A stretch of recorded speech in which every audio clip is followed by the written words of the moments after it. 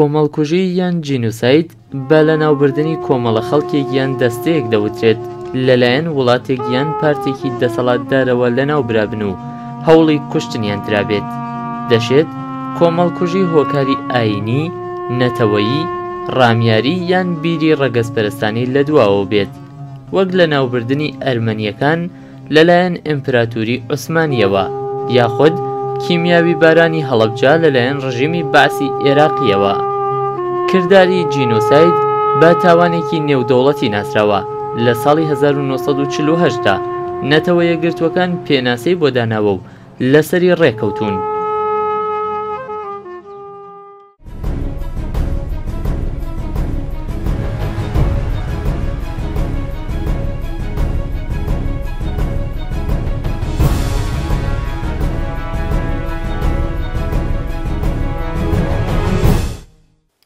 بینەرانی خۆشەویستی ڕۆژهەڵات تیڤی، ئەم کاتەوە هەموو کاتێکی ژیانتان باش. دیسانەوە باڵقەیەکی دیکەی بەرنامی مێژووی کورد هاتوونەتەوە خزمەتتان. هیوادارم وەکو هەمیشە تا کۆتایی بەرنامەکە لەگەڵمان بمێنن و کۆمەڵێک زانیاری باش لەم بەرنامەیە وەربگرن. خۆشەویستان، لاڵقەکانی پێشووتردا مێژووی هاوچەرخی کوردستانی باکووریشمان لەگەڵ مامۆستا تەلار عەلی دایە بەرباس و لەسەر ئەو بەشانەی کە پێمانوا بوو دەبێت وەکو بەشێکی گشتی مێژووی ئەو بەشە قسەی لەسەر بکرێت هەوڵماندا قسە بکەین و چوونە ناوردەکاری ڕووداوە مێژوویەکان لەم بەشەش دابنین بۆ کەسانی زیاتر و زیاتر خۆشەویستیان بۆ مێژوو هەیە. یەکێک لەو ڕووداوانەی کە هەمیشە لەلایەن نەیارانی کورد و هەندێک کاتیش لەلایەن خودی خۆمانەوە وەکو ڕەخنەیەک لە مێژووی خۆمان سەیری دەکەین بەشداری کوردەکان لە سوارەی حەمیدیەیە کە دواترەکان ئەمانە کۆمەڵکوژیەکی گەورەی ئەرمەنەکانیان کرد. هەر بۆیە بە پێویستم زانی بۆ زیاتر ڕوونکردنەوەی ئەم پرسە و چۆنیەتی یا چەندایەتی بەشداری گەلی کورد لەم تاوانەدا ئەڵقەیەکی تایبەت بەم ڕووداوە تەرخان بکەم. هەر بۆیە ئەم ئەڵقەیە تایبەت بە ڕوونکردنەوە لەسەر کۆمەڵکوژی ئەرمەنەکان دەبێت. کۆمەڵکوژی ئەرمەنەکان کە هەندێک کات بە واتایەکی دیکە وەکو هۆلۆکاستی ئەرامنە یان کوشتاری ئەرامنە و لە زمانی خودی ئەرمەنیەکان بە نازناوی جەنایەتی گەورە دەناسرێت، بوو بەهۆی کوشتنی بەرنامەوەدا ڕێژراوی کۆمەڵە خەڵکانێکی ئەرمەنی کە وڵاتەکەیان لەژێر کۆنتڕۆڵی ئیمپراتوری عوسمانیدا بوو. ئەم ڕووداوە دڵتەزێنە لە دوای شەڕی یەکەمی جیهانی لەلایەن دەسەڵاتدارانی عوسمانی و باشترە بڵێن بە فەرمانی ئەم دەسەڵاتدارانە ڕوویدا. ئەم جەنایەتەش بە شێوازی کۆمەڵکوژی و هەروەها دوورخستنەوەی زۆرەملی بە شێوازێک کە هەلومەرجی تەنانەت کۆچکردن لەبار نەبوو و بەم هۆیەوە دەبوو بەهۆی مردن و لە ناوچوونی دوورخراوەکان و بە واتایەکی تر دوورخستنەوەکەش هیچ جیاوازیەکی لەگەڵ کوشتنەکەدا نەبوو. بەپێ ئەو ئامارانەی کە ئێستا و لە دوای لێکۆڵینەوە گەلێکی ورد لەلایەن لێکۆڵەرانەوە دەساتوە دەرکەوتووە کە ڕێژەی ئەو ئەرمەنیانەی کە لەو ڕۆژانەدا بوونە قوربانی لە بینی 1 تا 1.5 ملیۆن کەس ئەژمار دەکرێت. هەر لەو دەورانەدا و لەو ڕۆژگارەدا ئاشوریەکان و یۆنانیەکانیش کەوتنە بەر شاڵاوی هێرشی تورکە عوسمانیەکان بە شێوازێک کە هەندێک لە لێکۆڵەران ئەم ڕووداوانە بە بەشێک لە سیاسەتێک دەزانن کە تورکە عوسمانیەکان بۆ لە ناوبردنی نەتەوەکانی غەیرە تورکی دراوسی خۆیان گرتبوویانە بەر. هۆکارەکانی کۆمەڵکوشکردنی ئەرمەنیەکان بەو شێوازەی کە لە دەقەکانی مێژوودا تۆمارکراوە یارمەتیدانی ئەرمەنیەکان بوو بۆ گروپێکی شۆڕژگێڕی دژی دەسەڵاتی ئیمپراتور بە نێوی تورکە گەنجەکان کە ئەوەش بە هۆکاری سیاسەتی تۆنداژۆ و کوشتوبڕەکانی سوڵتان عەبدولحەمید بوو کە هەموو نەتەوەکانی دیکەی ژێر دەسەڵاتی خۆی بەتەنگ هێنابوو، لەوانەش نەتەوەی کورد و نەتەوەی ئەرمەن. ئەم کۆمەڵکوژیە وەکو باز دەکرێت بە فەرمانی سوڵتان و بەدەستی هێزێک ڕوویدا کە نازناوی سوارەی حەمیدیەیان لێنرا بوو. کوردەکان گروپێکی بەشداری نێو سوارەی حەمیدیەیان پێک دەهێنا، ئەوەش بە چەندین هۆکار بوو. یەکەم ئەوەی کە کوردەکان لە ناوچەیەکی پەراوێزخراوی ژێر دەسەڵاتی ئیمپراتوری عوسمانیدا ژیانیان بەسەر دەبرد و هەر بەو هۆیەش لە زۆربەی ئاڵوگۆڕەکانی ئەو سەردەما بێئاگا بوون و هەروەها ڕێژەی خوێندەواری لە ئاستێکی زۆر نزمدا بوو. هۆکارێکی دیکە کە دەتوانم وەکو هۆکاری سەرەکی باسی بکەم زاڵبوونی بیری ئاینی بەسەر بیر و هەستی نەتەوایەتیدا بوو. ئەمەش وەهای دەکرد کە کوردەکان فریوی پرۆپاگەندەی دەسەڵاتدارانی ناوچەیی ئەو کاتی دەوڵەتی عوسمانی بخۆن کە هەموو کاتێک بانگەشەی ئەویان دەکرد کە ئەرمەنەکان مەسیحین و ناموسڵمانن و بەم زوویانە هێرش دەکەنە سەر ئیمپراتوری عوسمانی کە ئەوان بە ئیمپراتوری ئیسلامی ناویان دەبرد. جێگەی خۆیەتی کە لێرەدا سەرەڕای باسکردنی ئەو هەڵەمێژوویەی کە کوردەکان کردیان ئاماژە بەوە بکەم کە ڕوانگەی هەموو کوردەکان بۆ ئەرمەنەکان بەو شێوازە نەبوو و دەتوانین بڵین کوردەکانیش خۆیان قوربانی ئەم سیاسەتەی دەسەڵاتدارانی تورک بوون. بۆ زیاتر تاوتوێکردنی ئەم باسە و قسەکردنێکی زیاتر لەم بارەوە بۆ دوایین جار دەچمەوە لای دکتۆر تەلار عەلی و لە کۆتایی بەرنامەکە دێمە وڵاتان.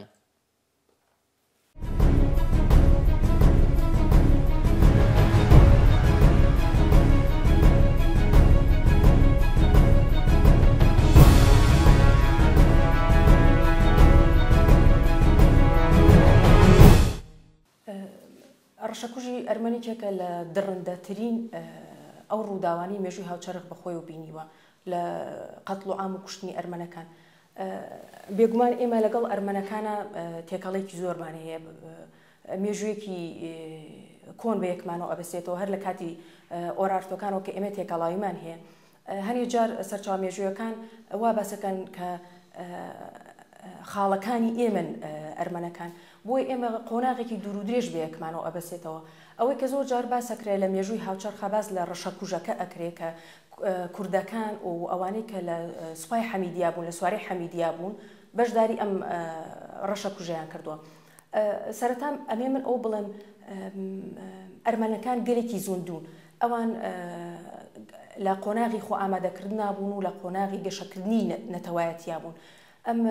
قۆناغە گەشەکردنە لەژێر کاریگەری ئازادکردنی و ڕزگاربوونی سربەکانە بوو، لە ژێر کاریگەری ڕزگاربوونی بولغاریا بوو، یۆنانا بوو، هەموو ئەمە کاریگەری کردوە سەر ئەرمەن کە ئەوان زیاتر کە لەسەر بیرینەتەوەی خۆیان بکەن و بە دوای ڕزگاری خۆیان بچن. بۆیە ئەمە هۆکارێک بوو کە جوڵی ئەرمەنەکان زیاتر بێت و دەوڵەتی عوسمانیش لەمە بترسێ. ئەمە هاوکاتە لەگەڵ گەشەکردنی بیرینەتەوایەت و شۆڕشی شێخ عوبەیدڵای نەهری کە دوای ئەو شۆڕشە مەزنە دەوڵەتی عوسمانی پەنای بردەبەر ئەوەی کە سوارەی حەمیدی دروستکە کە بەشێک لە بنەماڵە کوردەکان بۆ ئەوی بەخۆیە و ببەستێتەوە، بۆی جارێکی کە دەسوپیان کە لە بچە بکە نەتوانن شۆڕش بکەن بەستێ و بەخۆیانەوە. طبعاً چەندین ئامانچە بوو لەم سوارانە، ئەم سوارانە تەنها کورد نەبوو، یعنی ئێمە زۆر جاوە تێگەین کە سواری حەمیدی تەنها هەمووی کورد بووە، سواری حەمیدیش هاتووە ڕەشەکوژی ئەرمەنی کردووە، بەڵام ڕاستی مێژووی ئەوەی ئەم سواران تەنها کورد نەبوون، کوردی تیا بووە، چەرکەسی تیا بووە، لازی تیا بووە، چەندین نەتەوەی تری ناوچەکەی تیا بووە. کوردەکان بەشێک لەو سوارانیان پێکێناوە، نەکەم و سوارەکان. دواتر ئەو کاتێک کە دەوڵەتی عوسمانی بەشداری بە سوارەکانی حەمیدی کردووە، بەشێکی زۆری کورد، با نەڵێم زۆر، بەڵام بەشێکی کورد زۆر هاوسۆز و هاوپەیمان بوو لەگەڵ ئەرمەنەکان، یارمەتیان ناون، هەوڵان ناو بیان پارێزن، دەرگاکانیان بۆ کردوونەوە بۆی خۆیان بشارنەوە. یعنی ئەگەر ئێمە قسە لەسەر ئەو بکەین بەشێک لە کورد و لەو کوردانی لە سواری حەمیدیا بوون، من دووبارە ئەڵێمەوە بەشێک لە کورد لە سواری حەمیدیا بووە. ئەمەش سیاسەتێکی سوڵتان بوو بۆ ئەوەی کە کوردەکان کە لە بچە بکە دەست و پێیان بەبەستێتەوانێ، بەشێک لەوانە بەشداری ئەو قەتڵ و عامەیان کردووە. و لەمەش گرنگتر ئەوەیە کە لە ڕووی یاسایی و سیاسیشەوە بە فەرمانی کورد ئەو قەتڵ و عامە نەکراوە، فەرمانی سوڵتانە. ئێمە چەندین سەرکردەی عوسمانیمان هەیە کە بە جەلادەکان و پیاوکوژەکانی ئەرمەن ناسراون، یعنی ئەو کاتە کوردەکان خۆیان بڕیاردەر نەبوون کە ئەوان بڕیار بن بچن قەتڵ و عامی ئەرمەنەکان بکەن. ئەوەی کە بڕیار دەربوو سوڵتانی عوسمانی بوو، ئەوەی کە تاوانی یەکەمی لە ئەستۆیە سوڵتانی عوسمانی و دەسەڵاتی بڕیاردەری ئەو کاتی دەوڵەتە، نەک کوردەکان. بێگومان من وەکو کوردێک حەزەکەم بڵێم ئێمە هاوسۆزیمان هەیە لەگەڵ ئەرمەنە، ئێمە نەمانیستۆ بەشداری ئەو کوشت و بڕە بکەین، بەڵام ئەمڕۆ ئێمە ئەوانی کە لە بواری مێژووە کارکەین وەک دیوە ئەکادیمەکەی ئەگەر خوێندنەوەیکی بۆ بکەین، بەڵێ بەشێک لە کوردەکان بەشداری کوشت و بڕی ئەرمەنەکانیان کردووە، بەڵام چەندەهای تریش بەشداری پاراستنی ئەرمەنەکانیان کردەوە، هەوڵان ناو کە بیان پارێزن. ئەگەر چی ئەو کاتی ئەرمەنەکان و جوڵانەوەی ناسیۆنالیستی ئەرمەنەکان لە گەشەکردنا بوو، لە داواکردنی دامەزرانی دەوڵەتی خۆیانە زۆر جار ناوی ویلایەتە کوردەکانیان هێناوە کە ئەمە بەشێک لە وڵاتی ئەرمەن، وەک گوان و بەدلیس و موش و هەکاری و ئامەد و زۆر شوێنی تر. تەنانەت حاجی قادری کۆی دێڕ شعری هەیە ئەڵێ وڵاتی ئەگەر بەباشی لەبیر ما بێ وڵاتی خاکی جەزیرە و بۆتان یعنی وڵاتی کوردان 100 حیف و 100 مەخابن ئەیکن بە ئەرمەنستان یعنی لێرەشە ئەرمەنەکان داوای بەشێک لە وڵاتی کوردیان کردووە داوای چەند وڵاتێکی کوردیان کردووە ڕاستە ئەرمەنی تیا بووە یعنی ئێمە نابێت بین بە گەلانی ناوچەکە ئینکاری بوونی ئەرمەن بکەین بەڵێ ئەرمەنی تیا بووە لەگەڵ ئێمە ژیاون لەگەڵ ئێمە دۆست بوون بەڵام ئەگەر ئێمە بگەڕێنەوە بۆ قۆناغیان مێژوویەکان ئەو ناوچانە پێشتر کوردی تیانیشتە جێ بووە و کوردی ژمارەیان زیاتر بووە لە هەنێ ناوچە تا ئێستاش بۆیە یعنی ئەوانیش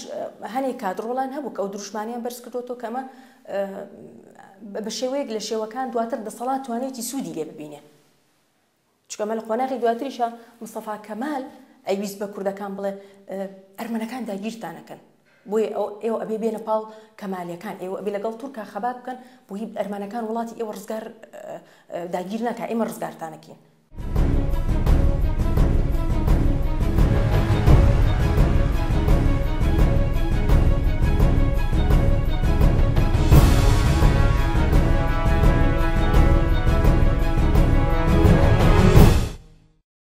جینۆسایدی ئەرمەنیان وەک دەڵێن کۆمەڵکوژی ئەرمەن تاوانی گەورە یان سووتاندنی ئەرمەن ئاماژە بە کۆمەڵکوژی ئامانجدار و سیستماتیکی ئەرمەنەکان دەکات لەلایەن ئیمپراتوریەتی عوسمانیەوە لە کاتی جەنگی جیهانی یەکەم و دوای ئەوەش ژێدەڕ و سەرچاوەکان ئاماژە بەوە دەکەن کە جینۆسایدی ئەرمەنەکان لە ڕێگای گۆڕی بە کۆمەڵ و ڕاگواستنی بە زۆر لە ڕێگای زنجیرەیەک بەرنامەی خوازرا و کە دواتر بووەتە هۆکاری گیان لەدەستانی ڕاگوێزراوەکان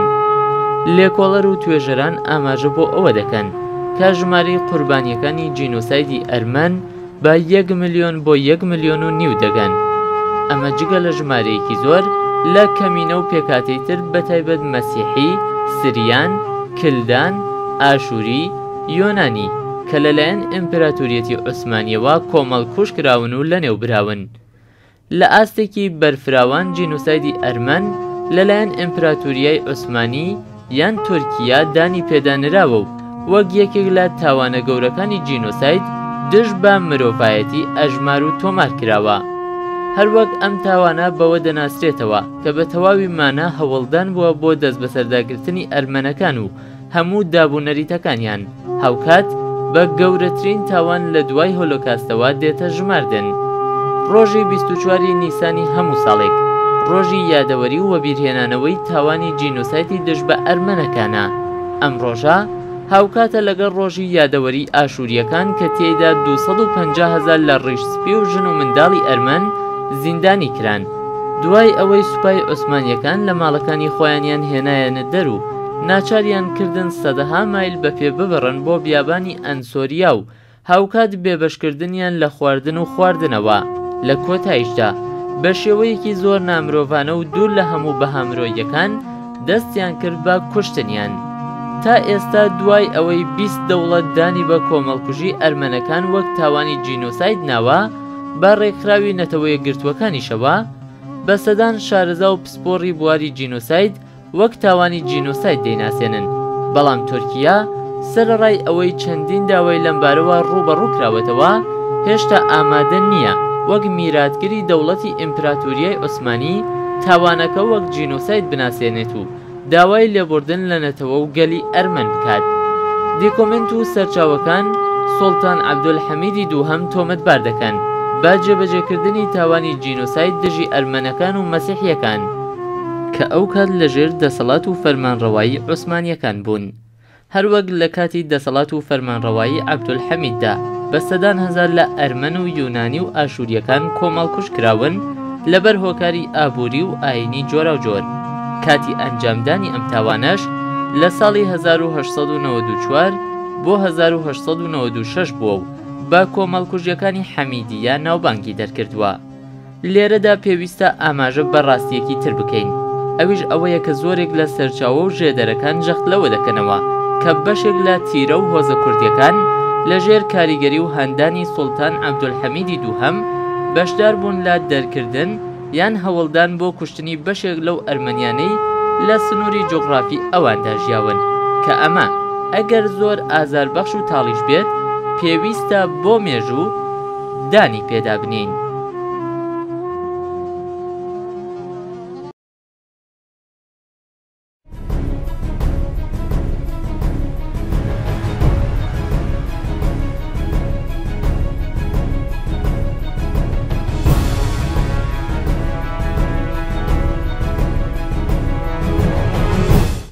بەڵێ ئەوەی کەوتم ینی دەسەڵاتدارەکان توانوێنە زیاتر ئەم مەسەلێ بوروژێن و گەوری بکەن و زەقی بکەنەوانێ ئەگینا ئێمە کێشەیەکی نەتەوەییمان نەبووە یعنی قۆناغەکانی دواتری بێژوو ئەویان سەلمان ئەو کاتەی کورد کۆمەڵی خۆی بوونی دامەزران ئەوەی کە یارمەتی ئێمەیدا گەلێک لە گەلەکانی ناوچەکە کە یارمەتی ئێمەیە بابەزیان بوو ئەرمەنی بۆی ئێمە لە قۆناغی دواترا ئەومان سەلماندووە کە ئێمە دراوسەیەکی کۆکین بۆ ئەرمەن بۆ ئێمە دراوسێکی خۆشەویستە چونکە ئێمە ئەو کاتە لەوێ دەسەڵاتدار نەبووین بەڵام ئەمە وەک کوردێک هەمیشە باسی ئەومان کردووە باسی ئەو بەشداریکردنەمان کردووە تەنها لەبەر ئەوبێ ئێمە ژۆک و نەتەوەکانی تری ناوچەکە نکوڵی لە هەڵەیەکی مێژووی نەکەین ئەگەر تاکێک لە کوردیش بەشداری تیا کردبێ بەڵام ئێمە هەمیشە دراوسی ئەوان بوون خاڵێکی تر ئەوەیە کە ئەو کاتێک کە جەنگی یەکەم جیهانی دەستپێکە ئێمە ئەزانین پێش جەنگەکە لە 1970 کۆمەڵی ئیتیحاد و تەرەقیەنە سەر حکوم کە ئەمانە تورکە ناسیۆنالیستەکانن ئەگەرچی سەرەتا بانگەشی ئەویان کرد کە ئازادی بەرقەرارە بێت و ئازادی هەموو تاکەکانی کۆمەڵگا ئەگرێت و یەکسانی و ئەم دروشمانە بەڵام ئەوەندەی پێنەچوو ئەو دروشمانە کاری پێنەکرا ئەوان کەوتنە خولیای ئەوەی کە ئەبێ پانتورکیزم ئیمپراتۆرێک کە هەمووی تورک بێ دای بمەزرێن تورکەکان وایان ئەبینی کە ئەرمەن بربەستە ئەرمەن لەو سنوورەیە بوون کە تورکەکانی تیا بوو دواتر ئەوان ئاینوس بگەنە تورکمانستان یعنی ئەو سنوورە ئەکەوتە نێوان تورکەکان و تورکمانەکانی لای سنووری رووسیا سۆڤێتی ئەو کاتە دوای 1970 ئەوان بە بربەستێکیان نەزانی بۆیە کە جەنگی یەکەمی جیهانی دەستی پێکرد جەماعەتی ئیتیحاد و تەرەقی بە هەلێکی باشیان زانی بە ناوی شەڕەوە بێن قەتڵ و عام بکەن بێن ئەرمەنەکان ڕابگێزن کوشت و بڕ بکەن هەمان شت بۆ بەرامبەر بە کوردەکان کرا هەمان شت بەڵکو لەبەش زیاتر کوردەکان ئەبران بۆ شەڕێکی زۆریان پێ ئەکرا دواتر ئەگەر لە شەڕەکەیە سەرکەوتوو نەبوونە دۆڕا بوونە دوای ئاهات نەوانێ باجووسەرانیان لێ ئەسەرن بۆیە لە قۆناغی ئەگەر سوڵتان عەبدولحەمیدە مەسەلەکە پێویست بووێ بە لاینی ئاینەوە جوڵاندنی لاینی ئاینی یان پێویست بووێ بەوەی کە ئەرمەنەکان لەگەڵ ڕووس هاوکاریانەکات و ڕووس ئەوێ بێتە ناو سنوورەکانی عوسمانیەوە لە کاتی ئیتیحاد و تەرەقیە چۆ قۆناغێکی تر ئەوەیە کە ئەمان ئەبن بە بربەست لەبەر دەمخەونی تورکەکانە تورکە ناسیۆنالیستەکانە کە ئەیانەوێ هەموو سنوورەکانی تورک ببەستنەوە بێکەوە ئەوانی کە ڕەگەزی تورکی تایە بە پاک تاوکردنی ئەوانی کە ئەکەونە نێوان ئەو سنوورانەوە کووردە ئەرمەنە هەر هێزێکی ترە بۆیە قۆناغی یەکەمی کوشت و بڕەکە لە 1994 دەستی پێکرد و قۆناغی دوم کە قۆناغێکی زۆر سەخت بوو ژمارێکی زۆر ئەرمەنی تیا کوژرا ساڵی 1950 بوو بە بیانووی شەڕەوە بەڵام ئێمە قۆناغێکی ترمان هەیە قۆناغی مستەفا کەمال بە هەمان شێوە چەندین جار هێرش کراوەتە سەر ناوچەکانی کە زۆرینەی ئەرمەنیتیا نیشتەجێ بوون هەوڵی ئەویان ناو کە کوشت و بڕیان تیا بکرێ لە هەنێک کاتیشە بە چاودێری حکومەت ئەچوون هەنێ ناوچیان تاڵانە کرد چکە ئێمە زین ئەرمەنەکان خەریکی بازرگانی بوون توانایەتی بازرگانی زۆریان هەبووە داهاتی زۆریان لەدەستا بووە ئەمان ئەچوون تاڵانیان ئەکردن لێرە چەندین ئامانجیان ئەپێکە یەکەم ئەرمەنەکان یا ئەبێ بکوژرێن و ڕەشەکوش بکرێن و دوور بخرێنەوە لەم ناوچەیە یا ئەبێ وەکو خەڵکێکی دەرەجە دوو بژین کە ئەرمەن پێی ڕازی نابوو نەکرد لە کاتی مستەفا کەمال و ئیتیحاد و تەرەقیە ئەرمەن پێشتریش داوای ئەویانە کرد کە ئەوان ئەبێ هاوتابن یەکسان بن لەگەڵ تورکەکانە ئەوان داوای یەکسانیان کردووە وەک هاوڵاتیەک مادام من لەم وڵاتە ئەژیم ئەبێ هەمومان یەکسان بین ئەبێ هەمومان هاوتابین دواتر ئەمە ئەو کاتی کە مستەفا لە کاتی مستەفا کەمال و لە قۆناغی کەمالەکانە هێرشکرایە سەر ئەرمەنەکان لێدان بوو لە توانای ئابووری ئەوان بۆی دواتر ئەو توانە ئابووریە بدرێتە دەست تورکەکان ئەوانەی کە تازە هاتوونەتە سەر حکم. ئێمە هەمومان ئەزانین گرتنە دەستی بازار و ئابووری هێزێکی زۆر ئەبەخشیبار هێزێک گوڕێکی زۆری پێئاتێکە بەرەو پێش بچێ. بۆیە ئێمە قۆناغ بە قۆناغی مێژوو دەسەڵاتدارەکانی تورک ڕۆڵان هەبوو لە قەتڵ و ئامکردنی ئەرمەنە. ئەگەر لە قۆناغەکانە کورد بەشداری کرد بێ هەرێ جار ئەو بکە جوڵاندنی لایەنی ئاینی بووە کە کوردیش وەک جێشی نیزامی بەشداری نەکردەوە دووبارە و سێبارە. ئەگەر چی نامێ لەسەر خاڵێکی سوڵتانەکانە بمێنمەوە بڵێم لە قۆناغی سوڵتانەکانە بمێنمەوە، بەڵام ئێمە ئەزانین سوارەی حەمیدی جێشێکی نیزامی نەبوو، نانیزامی بوو.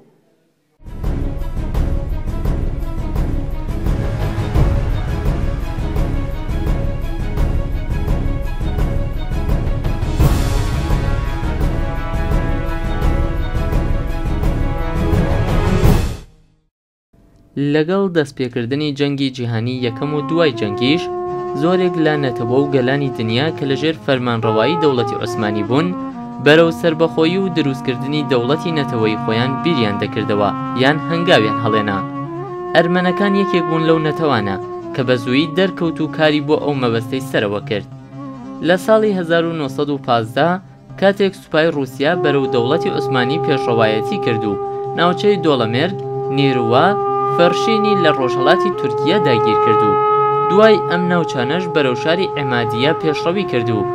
لە ساڵی 1916 بە سەرۆکاتی ژنەرال جیۆرنسبۆف بەرەو ڕەواندز کەوتنە ڕێ کە 4 فەوجی خۆبەخشی ئەرمەن هاوڕێیەتی هێزەکەیانی دەکرد.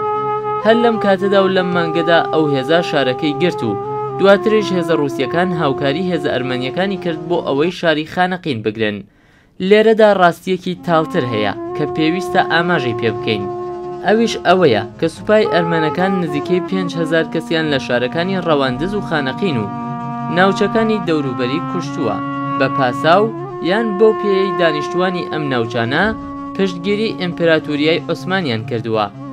لە پاڵ ئەمەشدا هەموو سەروەت و سامان و بەرهەمە کشتوکاڵیەکانیان بردووە بۆ خۆیان بەردەوام بوون لە پەلامار و داگیرکاریەکانیان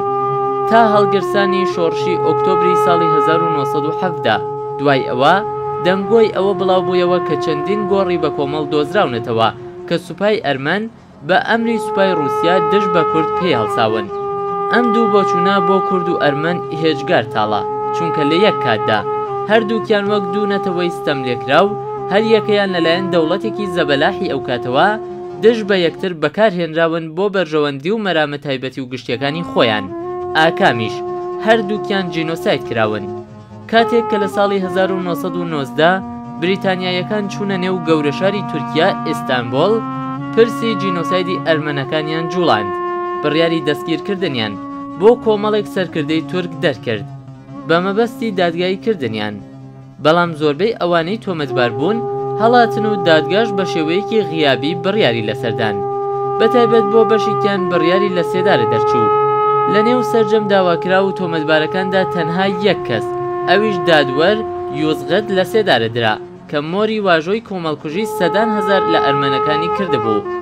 وەک وەڵامدانەوەیەک بۆ ڕەتکردنەوەی دانان بە جینۆسایدی ئەرمەنەکان لەلایەن دەوڵەتی تورکیا. ئەمە بووە هۆکاری پاڵپێوەنەر بۆ زۆرێک لە چالاکوانەکانی کۆمەلگا جیاجیەکان بەگشتی و خودی ئەرمەنەکان بەتایبەت لە پێناوی بە فەرمیناسینی تاوانەکە وەک تاوانی دژ بە ئەرمەنەکان لە سەرتاسەری جیهاندا.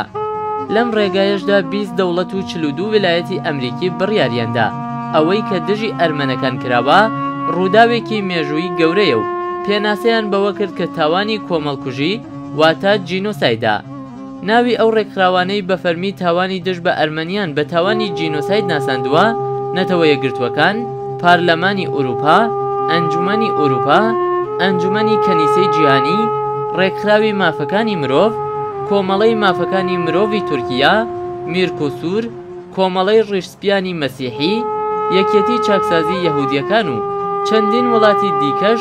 بڕیاریان داوە کە ئەوە دژ بە ئەرمەنەکان کراوە جینۆسایدا وەکو بڕیاری ئەنجومەنی پەرلەمانی ئوروپی لە ساڵی 1998، ئەرژەنتین لە ساڵی 1996، 2002-2004، شیلی، قبرس، فەرەنسا، یۆنان، ئیتالیا، لیتوانی، لوبنان، هۆلەند، لەهستان، رووسیا، ئسلۆڤاکی، سوئد، ئیسرا، ئۆروگوا، ڤاتیکان، ڤێنزوئێلا، هەرێمی باسک و کاتالۆنیا لە ئیسپانیا، کێبێک لە کانەدا، 42 ویلایەت لە ئەمریکا.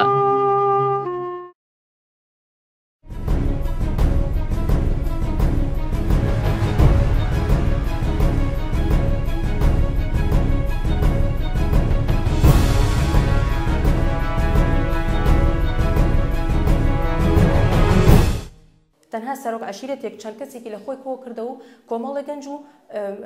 چەکی سووکیان وەرەگرت بۆی ئەشترسان دەوڵەت لەو ساتە وەختەشا لە کوردەکانە ترسا ئەگەر چەکێکی قورسیان باتێ دواتر بەرامبەر خۆی بوەستنەوە بۆی ئەو کاتەش کە چەکێکی ئەیانێ چەکەکان هەر سووک بوو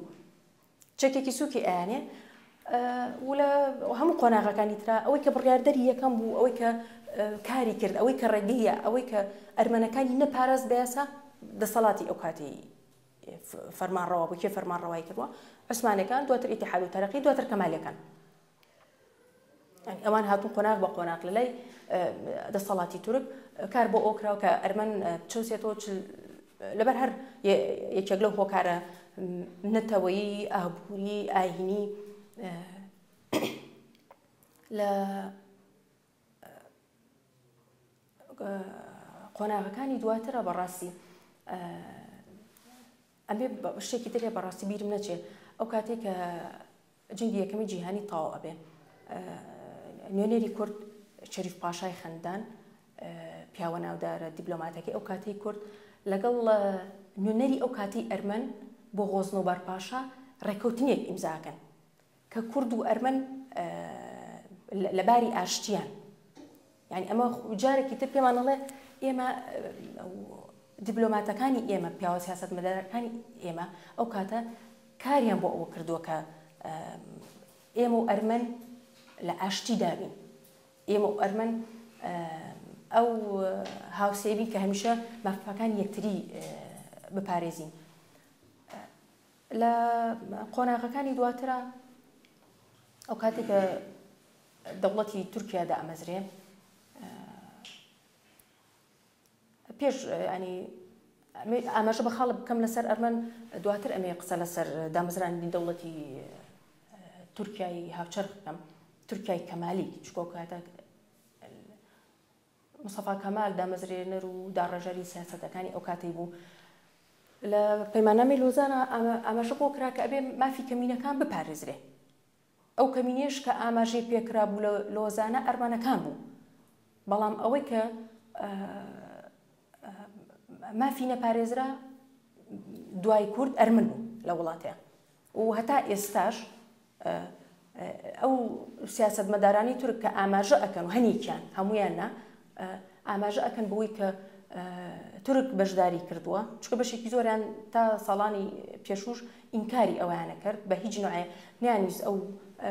تاوانە بگرنە ئەستۆی خوان ئەوانی کە ئێستش ئاماژی پێکردن و تەنانەت ئەوەش کە داوای لێبوردنەکە ئامادە نیە لە ڕووی یاساییەوە ببورن لە ڕووی یاساییەوە ئەم تاوانە بخاتە سەرشانی خۆی چکە ئەترسێ دواتر قەرەبووی ئەرمەن بکاتەوە تۆ قەڵ و ئامە کردووە ئەبێ قەرەبووشی بکەیتەوانێ بێجگەلە ئەو کۆمەڵێ نایەکسانی تری لەگەڵاکردن ئەمانە هەمووی پێویستی بەوە هەیە کە قەرەبوو بکرێتەوە کە ڕەد ئەعتیباریان بۆ بکرێتەوە کە مافەکانیان بگێڕێتەوانێ ئەوەی کە ئێم لە کۆتایە ئەتوانم بیڵم ئێمەی کورد بە درێژای قۆناغەکانی مێژوو کێشەی نەتەوەییمان نەبوو لەگەڵ ئەرمەنە ئێمە کەوتبێتینە شۆڕشێک و لەگەڵ ئەوان کەوتبێتنە شۆڕشێکەوە لەگەڵ ئێمە هەرچەندە لە کاتی مستەفا کەمالە بۆ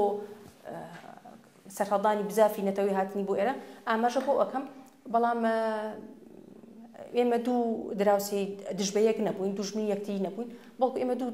دراوسێ بووین کەوتونەتی نێوانی چەند ململانەیەکی ناوچەیی و نێو دەوڵەتیەوانەیە کە لە ناوچەکە گوزەری کردووە.